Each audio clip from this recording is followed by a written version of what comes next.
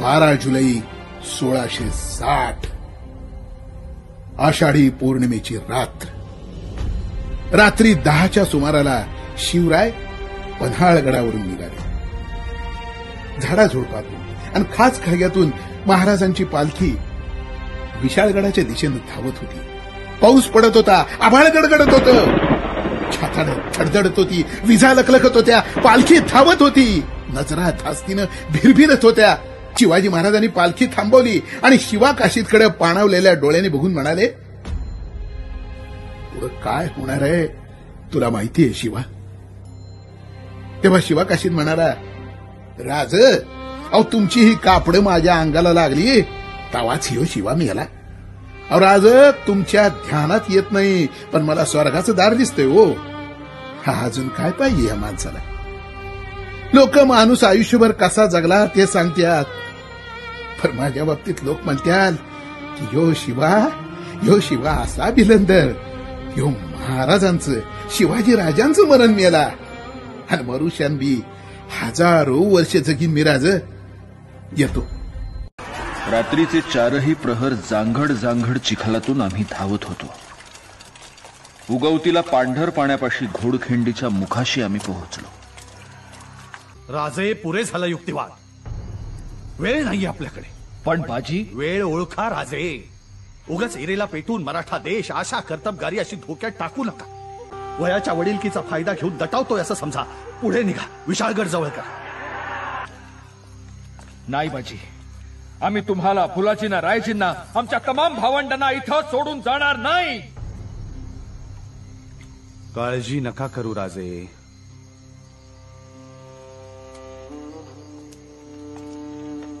आता हीच आमची जागा. कुणाचं नाव कुठं कोरलं जातं, आमचं या इथे कोरलं जाणार आहे. राजे, हेच आमचं वैकुंठ, हीच आमची पंढरी. आजचा उत्सव साजरा करू द्या.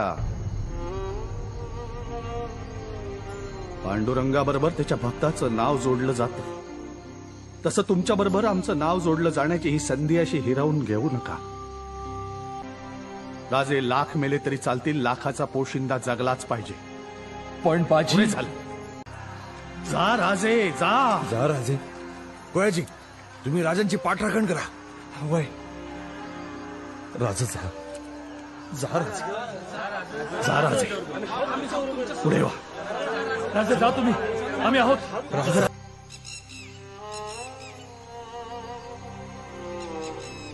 येतो. जा राजे, पुढे वा राजे. विशाळगडावर पोचल्यावरती तोफांचे 5 बार द्या. तोपर्यंत या घोडखिंडीत अडकून ठेवतो गनिम. जय भवानी, जय भवानी. पहाटे उगवणारा सूर्य त्या दिवशी ढगाळ लपला होता. जणू त्याला घोडखिंडीत फाकणाऱ्या मावळ्यांच्या पराक्रमाच्या तेजाचं दर्शन घ्यायचं होतं.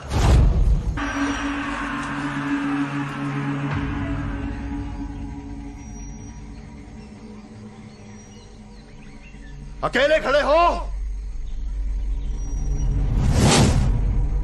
हट जाओ वरना कीमा बना देंगे. चल. यलगार हो.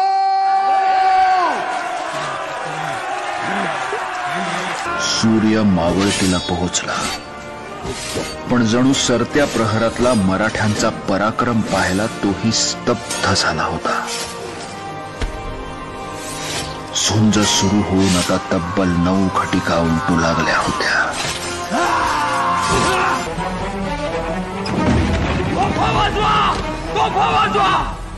आमचे बाजी वाट पाहत असतील तिकडं. अरे आम्ही सांगतोय, तोफ वाजवा.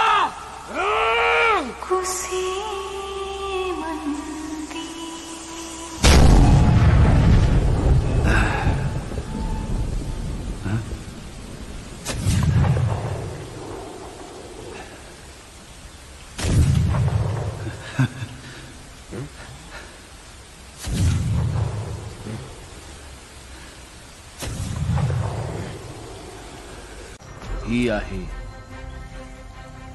पावन खिंड.